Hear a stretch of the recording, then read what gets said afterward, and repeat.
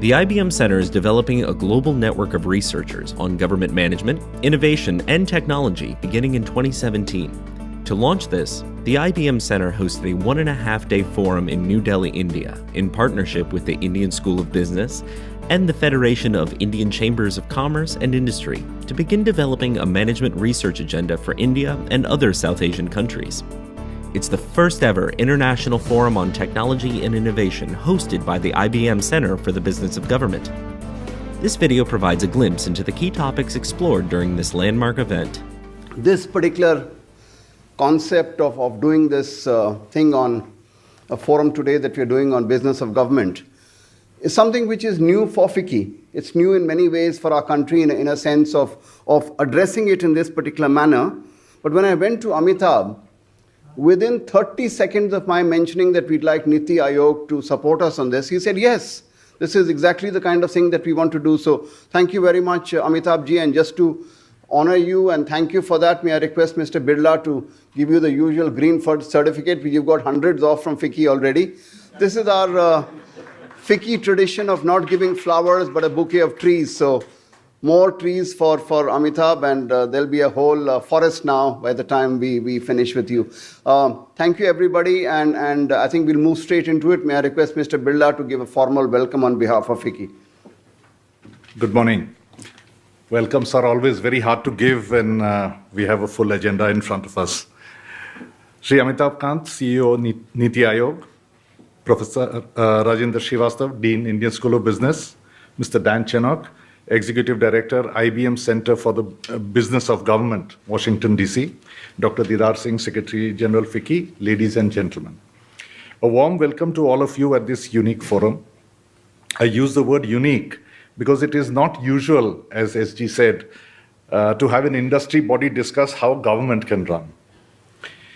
FICCI and the Bharati Institute of Public Policy, which is an independent think tank within ISB with a vision to impact public policy, have come together. With the support of the IBM Center for the Business of Government, an organization that discusses new approaches to increase the effectiveness of government, we organize this platform to engage with the government's administrative machinery, to discuss best practices in effective delivery and governance, in short, the business of government. For sustainable delivery and improved productivity and performance, there is an urgent need to build capacity in administrative machinery. In addition, technology, social media, human resources, performance and risk management, and innovation are issues that all organizations, whether government or private, must grapple with. To the extent the government becomes more productive, the whole economy benefits. Our task is cut out. We need to deepen appreciation of the urgency of implementation of reforms. The opportunity cost of inaction needs to be highlighted, as inefficiency of government is the single largest cost imposition on the nation. In any survey on how government should function, people probably vote for either a complete rebuilding or a fundamental change. There are various examples from the private sector which can be used to learn from and build upon. At the same time, we must acknowledge that in government, answers aren't necessarily the same as those in business. Business typically exists in a fiercely competitive market, has clear bottom lines, and usually has select customers. Government is different. We are hopeful that today's discussions will provide guidance on how stakeholders can be involved in the massive change that is anticipated and needed. Thank you. But without an academic view on this, we cannot move any forward. So may I request Dean of ISB, we are very proud to be collaborating with the Indian School of Business, which, as you know, has emerged as the most important business voice in India. Thank you very much, sir. Please, let's share your views with us. Thank you, Ji. This area is actually quite near and dear to us, and I love the title for this session, which is the business of government. And IBM's putting up a center for the business of government. And so we at ISB are trying to do that in small ways. We have the Bharati Institute. And what we're trying to do is, there's of course public policy, and then there are managers who have to operate under that policy. So we need a dialogue between the policymakers and the people who will be working under that policy, and also to see how we can make progress quicker. And Thank you, Professor Srivastava. You have not only taken the 5 minutes, but you've already given us very, very good ideas to talk about and nurture and understand over the day today. So we have a lot of very eminent people who've joined us today. And thank you all for being here. This is a very interesting topic. But may I just mention and recognize in that context Professor Prajapati Trivedi, who's not only an academic, but who's also been a Secretary to Government of India. And he's the one really who took me to DAN. And when I went to DAN and I saw this institute, what was interesting was the fact that, some of the Americans are good at this. They had found this concept called business of government. And they'd found it not now, but 25 years ago. So that's a wonderful thing. So we've kind of borrowed that concept, and that's what we're talking about today. But to tell us more about the concept, Dan is the head of, please come, sir. Dan Chinnock is the head of IBM Center at Washington. And he's come all the way to talk to us. Thank you, Dan. Thank you very much, Didar, and good morning, everybody. It's a great pleasure to be here. We're very honored to partner with Niti Aayog and Amitabh Kant, its CEO, and we look forward to your remarks with the Indian School of Business. Thank you, Dean Srivastava, for those tremendous opening remarks. And of course, Didar, to you and your team, a great thanks for the partnership and the discussions that we've had over the last year leading to this event. It's a deep honor for us. And we're gratified to be here with all of you. We've had a tremendous week here of meetings with government leaders, government officials, current and former. A special thanks I want to call out especially Praja Trivedi, again to you, who has now also taken on the role of a visiting fellow with our center. So you can read Praja's blogs on our website, which we'll talk about shortly. So thanks to all of you. It's really been a tremendous week here, and we look forward to continued dialogue along the way.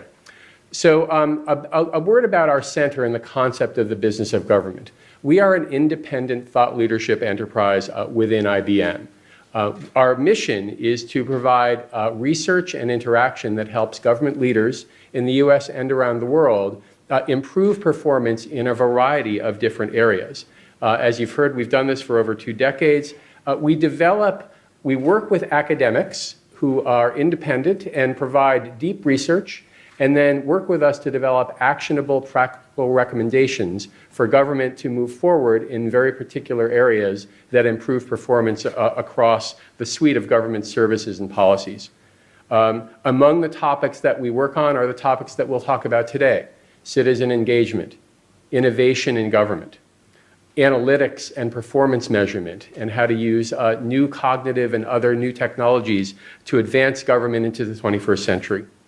Collaboration across agencies, and of course, improving the back office operations, the guts of how government works. And I was a former senior official in the US government. I ran and oversaw the Information Technology Policy Office in the United States, and know the importance of technology and mission support operations to the business of government. So it's been a real terrific work that we've done to work with governments in that area. Thanks, and that's extremely useful. And now to tell you that even in India, we may not call it the business of government, but been doing lots of stuff in this area. And to tell us about it, Amitabh ji, thank you so much for joining us, supporting this activity, and really sharing your views with us. Thank you, sir. It's a great pleasure to be here. This unique collaboration of FICCI with ISB on the business of government and learnings from global experiences. My view is that it's very difficult for India to move into 21st century with 19th century institutions, with 19th century's mindsets, and with 19th century's rules and regulations. Therefore, a very vast and very radical transformation is required. And in the last 2-3 years, there has been actually a very silent, very quiet movement towards this. First and foremost, I would say that the government has moved away from inputs and processes to outcome monitoring. And actually, this was the first year that, along with the budget, there was an outcome budget for all ministries, which was prepared by the Niti Aayog, which was released along with the budget. And many of you should have a look at that. It's not been much talked about, but there were very clear outcome targets for all the concerned ministries. Very few outcomes, but clear outcome targets laid out for the ministries. And therefore, we are not getting into the processes or inputs or financial monitoring or physical and financial monitoring. We are just merely saying that these outcomes must be achieved.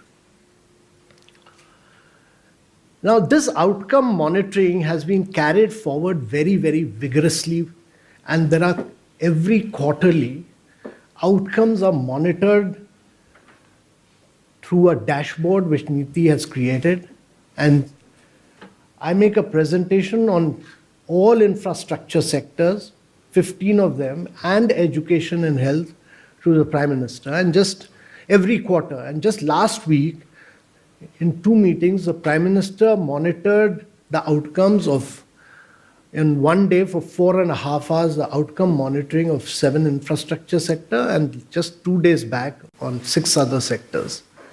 So we've moved away very radically into very sophisticated outcomes and very sophisticated dashboard monitoring, and wherever deviations take place on those outcomes, the PMO is kept regularly. That monitoring is done by both Niti Aayog and by the PM.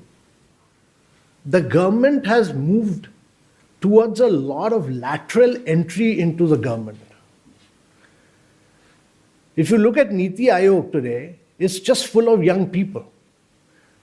It's full of a vast number of young people, either as consultants or young professionals, or at all levels, or even as advisors, all young levels. So it's full of it's a very vibrant, dynamic body, simply because there's so much of young energy flowing in from people from all across the world.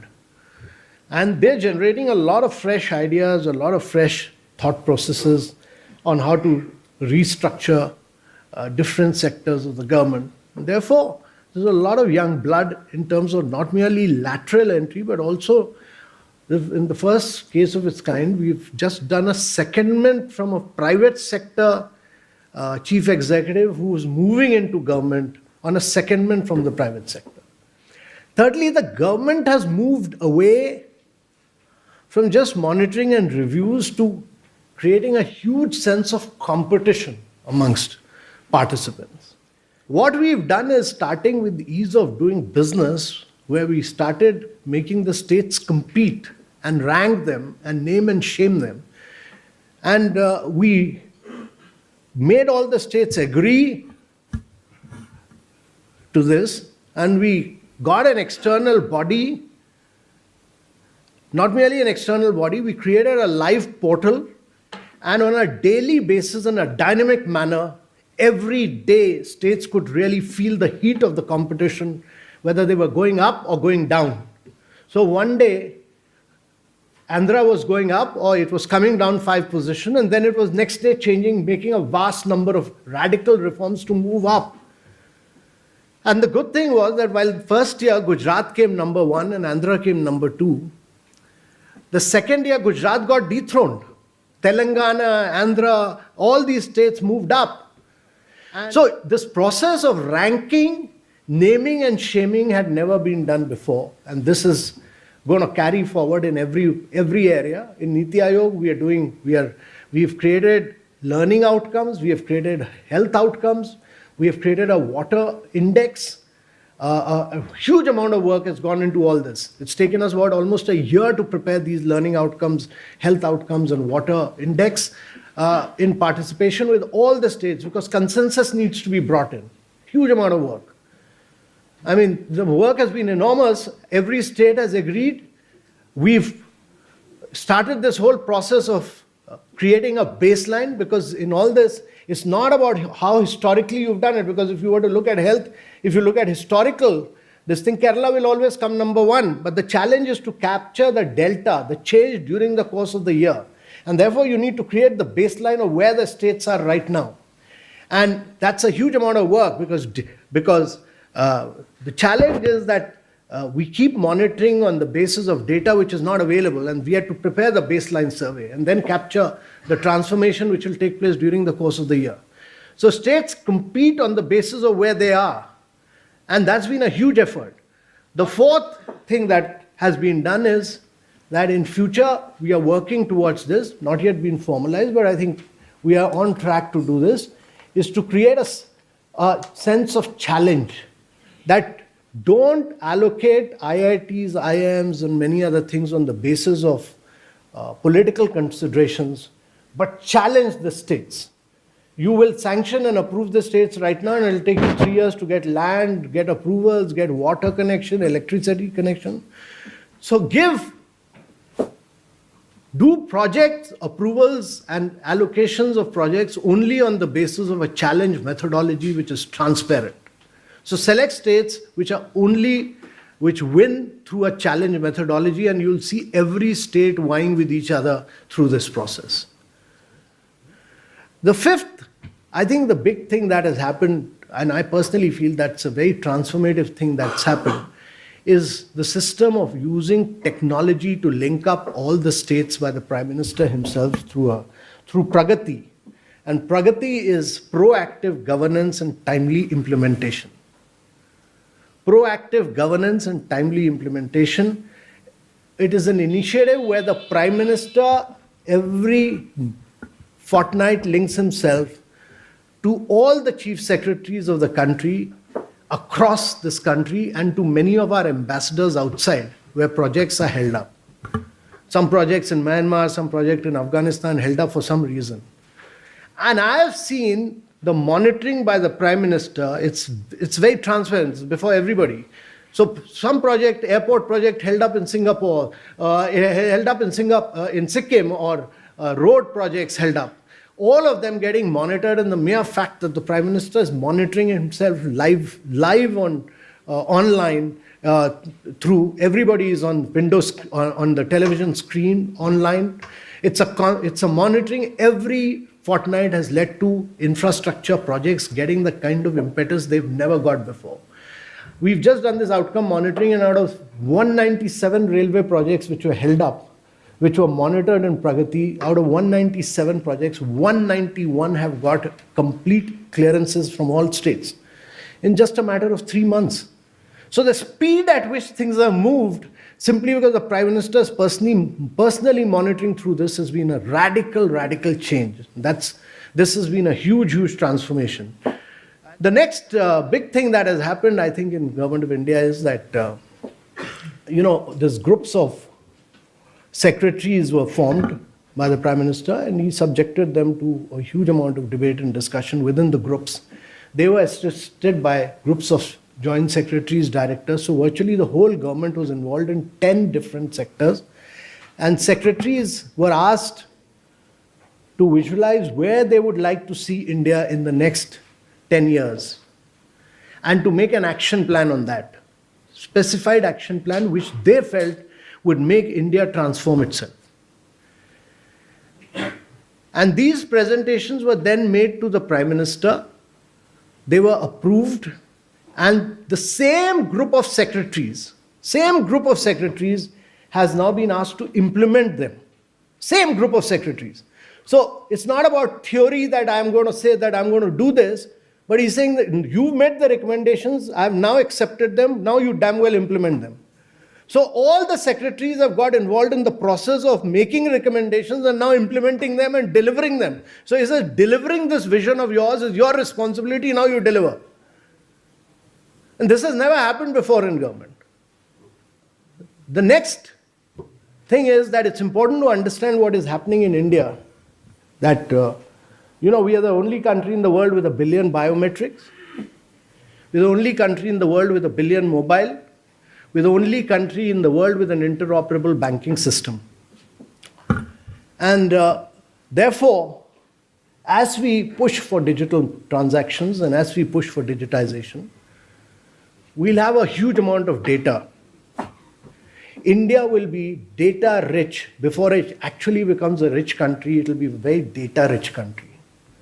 And that is the difference between the rest of the world and India.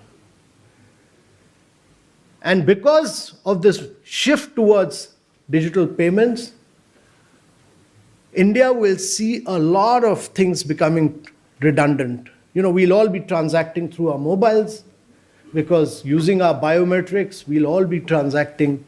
It will be far more easier just using your thumb impression or your iris with your Aadhaar number. And therefore, in the next 3 to 4 years, my view has always been that India will make debit card, credit card, ATMs, POS machines totally redundant and irrelevant. And actually, India is passing through one of the biggest technological transformations which the world is ever going to see. We are not realizing this because it's happening right before us. But in the next 3 to 4 years, this is what will happen. This will make physical banking dead. This will make physical bank managers dead. There will be no need to go to bank managers because all your data will be available. And therefore, data analytics will be the key to transforming India. And therefore, using technology will be very, very critical. Our ability to use technology, our ability to use data, our ability to analyze data, our ability to read that data, to be able to lift people above poverty line and make India grow at a rapid pace will be very critical. And therefore, I think learning from global experiences and working with good organizations will be critical. I'm a great believer that India has been a very reluctant change agent for too long, but the time has come when we are moving at a very rapid pace. And therefore, while there is a quiet, silent administrative revolution going on in India, it'll be technology which will give it a huge impetus and will enable India to rapidly grow and advance. So this learning from global experiences, the business of government, I think is a very good initiative for India to collaborate and partner with, and IBM is a great company to work with. So we look forward to a very, very collaborative partnership. Thank you very much, ladies. But Amitabh has just agreed to take a couple of questions, so I think that will make it a little bit more interesting because it's difficult getting him here. He's been kind enough to find. We'll take a couple of. Yes, sir. Go ahead. Actually, all questions only by people below the age of 40. Thank you for giving me the opportunity. The business of government should not be to be in the business. In that context, my question would be, we have a very large public sector, some of which is riddled with inefficiencies. If you could argue against it or for it and share your thoughts on how do you see this government to act on that and what value would it create? Sir. So let me start with the last question first. And actually, this government has pushed for the sale of all the loss-making public sector enterprises. Since I've been directly associated with it, Niti Aayog gave a report on 26 loss-making and 6 public sector enterprises. The government has approved many of them, and I think we've moved forward very rapidly. Secondly, in 3 different recommendations, we've recommended strategic disinvestments of a vast number of companies, and many of them, I think majority of them have been approved by the cabinet, and actually the Department of Disinvestment has moved forwards on putting transaction advisors, etc., because the process has to be very transparent and competitive. So I think the government has demonstrated its will to show that it should not be in the business of running businesses, but it should, in a private sector, should do businesses, whereas it should provide a facilitating environment for government, for private sector to grow and expand. So it's trying to get out of, unless and until it's a strategic area, all other areas, government is trying to get out of business. That's one for sure.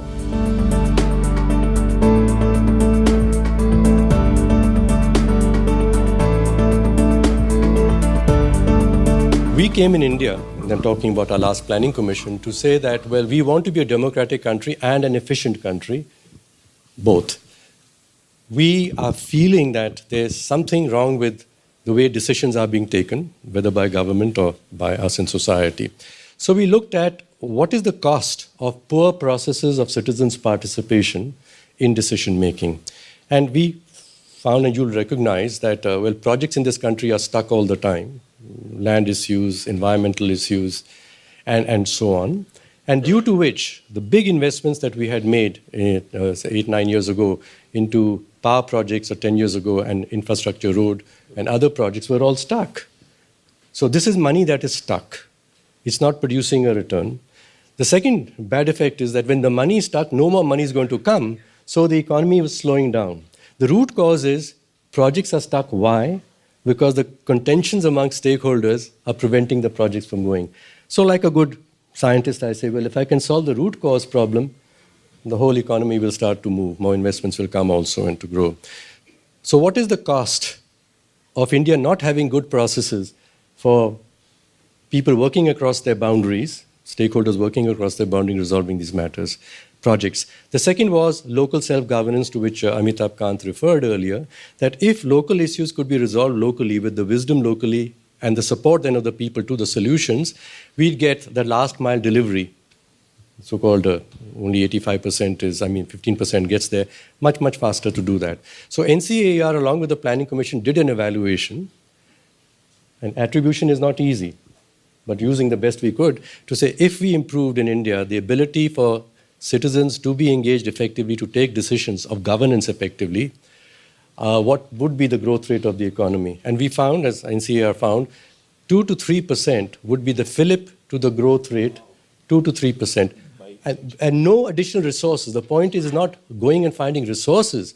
So we are changing the productivity factor, and that's what economists always are searching for. How do you change the productivity factor? So you have resources and outcomes, the productivity factor. So citizens' engagement, effective engagement in taking decisions that matter to them will improve the growth of the economy, if that's what we want, by 2 or 3% per year, on top of whatever else would be the growth depending on other factors. And this is where we came back to technology also. We said, firstly, the process must be understood by which citizens take decisions, and what are the breakdowns in those processes presently, and then how could technology be used in those processes. So some examples only we studied in the Planning Commission, and came that there are work done yourselves, as well as, I'm just citing for one, but there are dozens, James Fiction and Fishkin at Stanford, his work on deliberative democracy, and applying it in China also, using technology to enable citizens of cities in China to determine where the waste dump shall be and whether they want a road or they want a school, and so on. And in South Africa, for example, people using, entrepreneurs have introduced little models on the smartphones there called grassroots. It enables communities of people to collectively take decisions which they would otherwise find it very difficult to take, because they know the process of taking a decision and then quickly being able to get the information that all needed to take that decision. So it was this, frankly, this insight which led us to suggest in the Planning Commission that we need to transform the Planning Commission and to create something called the National Institution for Transforming India, whose job should be, which I'm so glad to hear Amitabh talk today, is to induce cities, induce states to improve the way they work, and to understand that to improve the way they work, they've got to get many stakeholders together effectively to take these decisions. So I'm hoping that we will be getting from IBM, the center here, and in partnership with Niti Aayog, some great catalysts for our country. Thank you. May I now request Dan to share his views? Thank you very much. Thank you, Didar, and feel free to give me the elbow if I get to the 7-minute mark. So thank you again, and thank you for those terrific opening remarks, Arun. Amitabh Kant talked in his opening remarks about the intersection of technology with citizens, and I'm going to talk a little bit about that, and areas that research can help government move forward in addressing the challenges that you heard from the opening speaker and from the opening panel. And we know that citizens worldwide are really interacting every day with businesses in a way that uses innovation just as a matter of course in their daily lives. And they expect the same of their engagement with government agencies. Citizens can work with governments not only in a service delivery, e-government perspective, but as you heard, in an e-governance approach to help design policies and programs in different ways that improve the quality of those services and the acceptance of those services. And this can be done through collaborative online mechanisms, as well as in-person relationships and forums that citizens have with government, and even new techniques like social media chat rooms or even meetups, which are expanding beyond the technology community, and at least where we live in Washington, are starting to permeate the intersection of government with people around Washington, D.C. We know that citizens rely on government data all over the world to make personal choices every day: weather, climate data, the safety of cities, the condition of streets and schools. Our research, like the study on citizen engagement that Vicky so kindly shared in the invitation for this conference through the report by Cannon and Chang, shows that digital technologies can provide citizens channels to intersect with government, to go to more of a co-creation type of mentality, where government is working with citizens to innovate in new ways, to not just sort of be the recipient of innovation, but to be the collaborator among innovation. The final area that we've looked at is the concept of the government creating innovation offices to take advantage of citizen interaction. In the United Kingdom, in the United States, around the world, we've seen the advent of digital services offices, digital services teams, as a way to bring in talent from the business community, talent from citizens into government in new essential ways. And we've done research that has shown governments around the world how best to set these types of offices up: chief innovation officers, chief digital officers, to take advantage of commercial best practices like agile technology, to work quickly and iteratively in developing technologies on behalf of citizens. Important here is to not just make this an innovation for technology's sake, but to tie this to real outcomes that matter for citizens, so that they see that the work of government is having an impact on their daily lives. And we know that research can move forward in helping government, business and government work together. Our center has done many studies in this arena. We look forward to continuing that in terms of showing government how best to understand how to measure the results of this movement forward, how best to improve back office productivity so that government can focus on citizen services, and how best to develop strategies to create innovation. Thank you. I look forward to our discussion. We have the great honor to have Dr. Anupam Khanna with us, who is from NASSCOM. NASSCOM is India's largest and probably very well world-known IT sort of business chamber, which gets together. He was the chief economist there. May we request you for your views, sir. Thank you very much. Thank you. Business models in the SMAC age. How many people know what is SMAC? Okay, very few. SMAC is something that actually was coined in India, and even I think Tom Friedman has given us the credit. It means social media, mobility, analytics, and cloud. And the reason for this is that we are not just in a digital age, we are in a SMAC age. And if those of you who are reading the papers and are finding that some of the troubles that our IT industry here and elsewhere, the big boys even elsewhere, are having, a lot of it has to do with SMAC-related disruption. Of course, we have other things like H-1B, visa issues, etc. I won't talk about that. So SMAC. The SMAC age is one, but when I got this topic, actually, until yesterday, I had a very different presentation. I was going to talk about crowdsourcing democracy, because when I stepped down from NASSCOM, what I did was I became a visiting fellow at Stanford for 3 months to just find out what was happening, to answer a question that Mr. Chandrasekhar, who was the president of NASSCOM, posed to me when Mr. Modi had become the prime minister. He said people here don't have a full sense of what the prime minister means by digital transformation. And so he said, so I told him I was competent and I wrote a note for him on economic transformation and the role of digital technologies in that. But he said there's more than that. The prime minister talks about social, including political transformation and policy and things like that. So I went and parked myself there, and actually I found, besides all the gee whiz things about IoT and etc., that the most interesting things were Fishkin's work, not just in China, in Mongolia.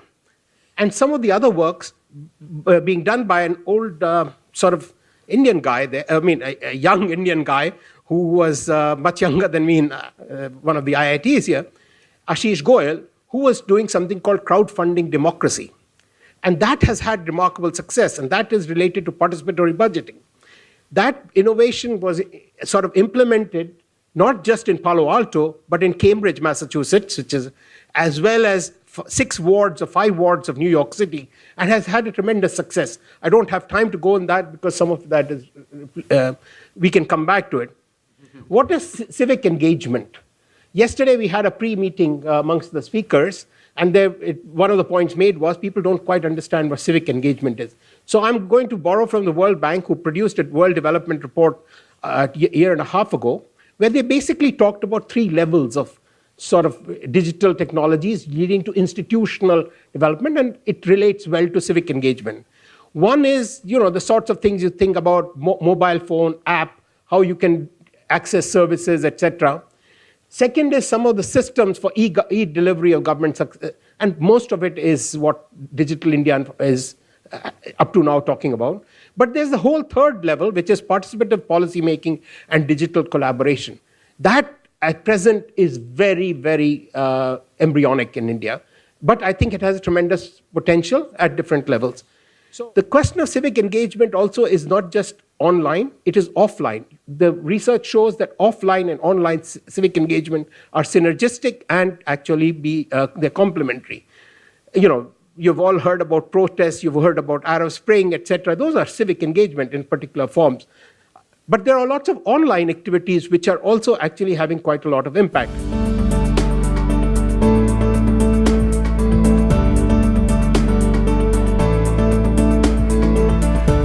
So the topic that we have is actually it's a combination of 2 topics, from data to insights, collaboration across agencies in the use of analytics and e-government. Frankly, collaboration itself is a topic, and insights from the data is another topic. And we will be talking about both these topics. What I would like to do is to talk about 3 things. I found that if you speak about more than 3 things, you can't remember. But I may add a few, but okay. You don't have to remember those. The first is that there is in governments everywhere, a shift between agency-centered and program-centric government to more of a services and outcomes-centric government.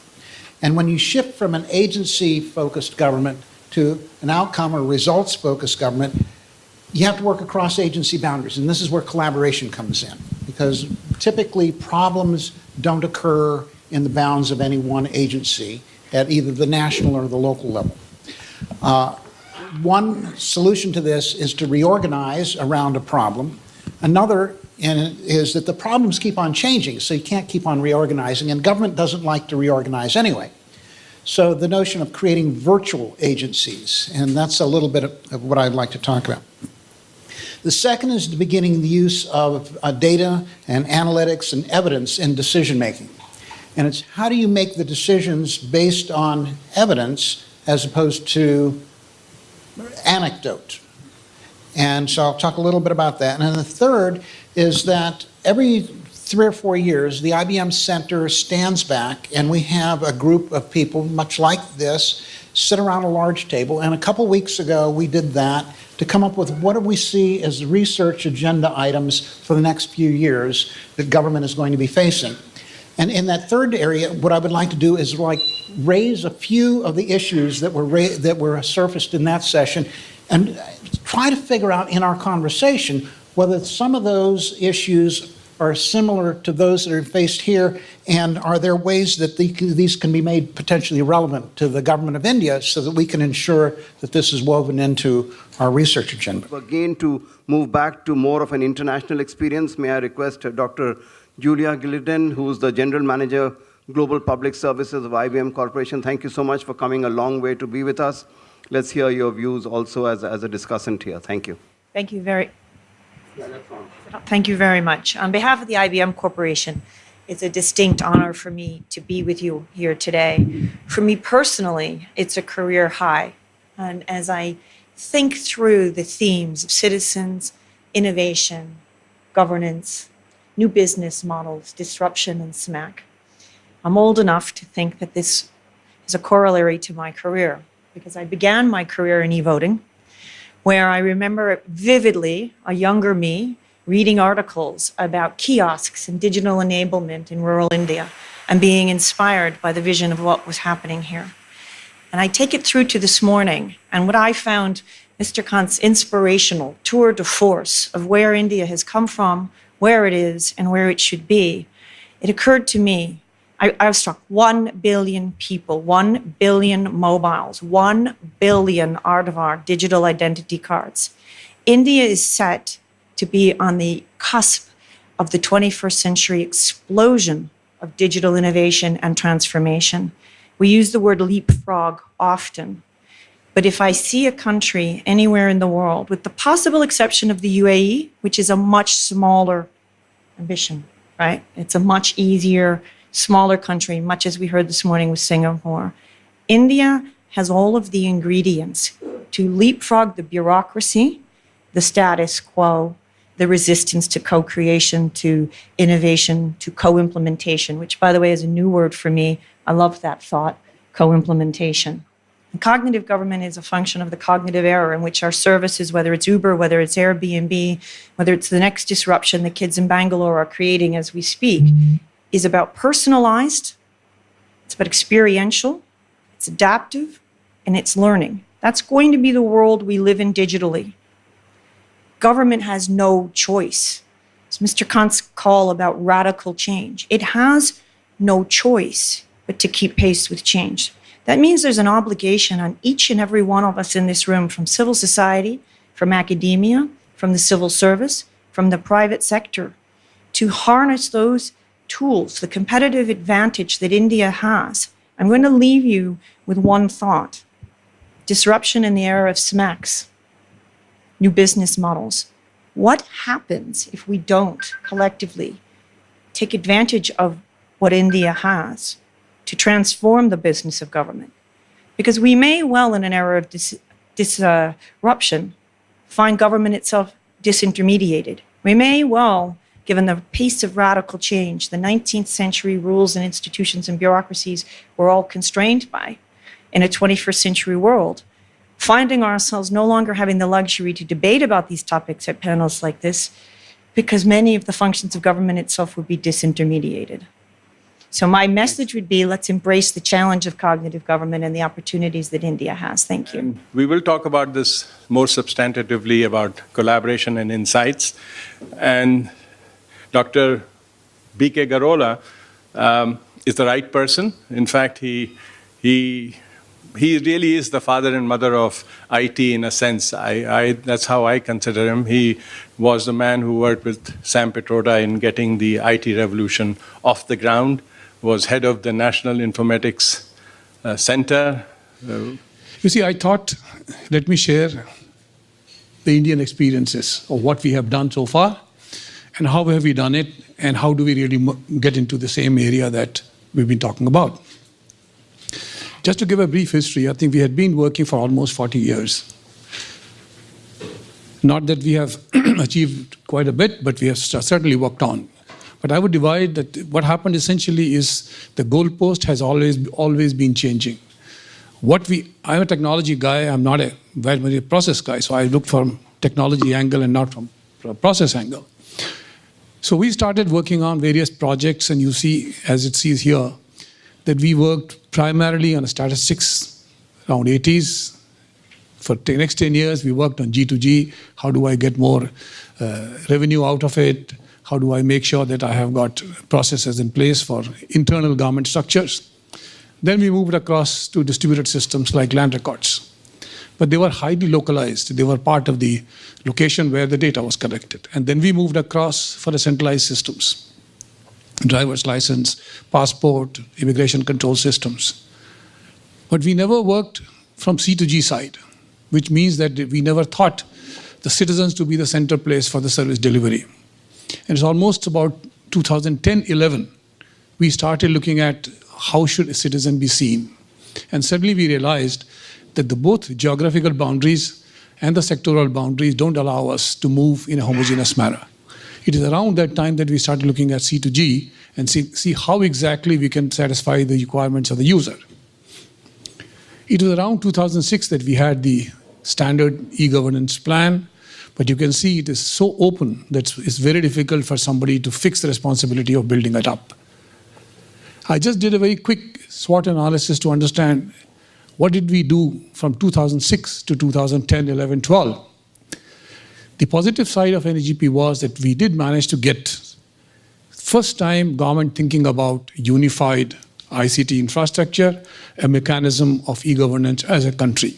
If before that, it was all piecemeal attempts. Government never recognized it to be a main task. And then came 2014. We again have a very clearly defined mandate with 10 pillars, 10 things to be solved. But what actually you would see there is that it's very easy to say that I'm going to provide all documents of the individuals into the system. But when it comes to actual delivery, it's nowhere close to it. One of the systems that we started working way back in 2011 was called Integrated Criminal Justice System. I'll first show you this. One of the problems was we have judiciary, we have court, the police, we have forensic, we have prisons, and we have prosecution. But we are not able to correlate and connect together. So an FIR may take months and months before it reaches the judiciary. The summons take months and months before it can reach there. Prosecution has no idea when the court cases are going to be there. So the idea was, is it possible for us to look at this project? Now, believe me, we started somewhere around 2011-12. Today, this project is a regular project which is now working under Ministry of Home Affairs. And I would like to deliberate on the point that my colleague mentioned about how it happens.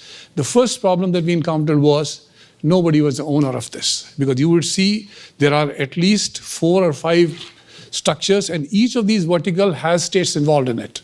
So you had Home Ministry, you had judiciary, then you have prisons, then you have forensics, then you have the police. So we didn't know exactly whom to approach after we built this document, paid the paper, but we didn't know where to go. So finally, we believed that since Home Ministry has the largest number of activities, we better go to Home Ministry. The Department of Justice said, no, we have not reached anywhere close to this, so therefore let's not waste our time. That is the Cabinet Secretary and Committee of Secretaries meeting that I'm talking about. But we persisted on it. Finally, Home Ministry agreed that they will implement the project. So we have set up a group, which is interministerial group, which is headed by the sitting judge of the Supreme Court. And that gives us the strength to be able to get those things. So all the interfaces that you are talking about here, I don't want to discuss the details, are available. This project is going to go through it. And once we have that system up and running, you will be able to work on the analytics that we are talking about.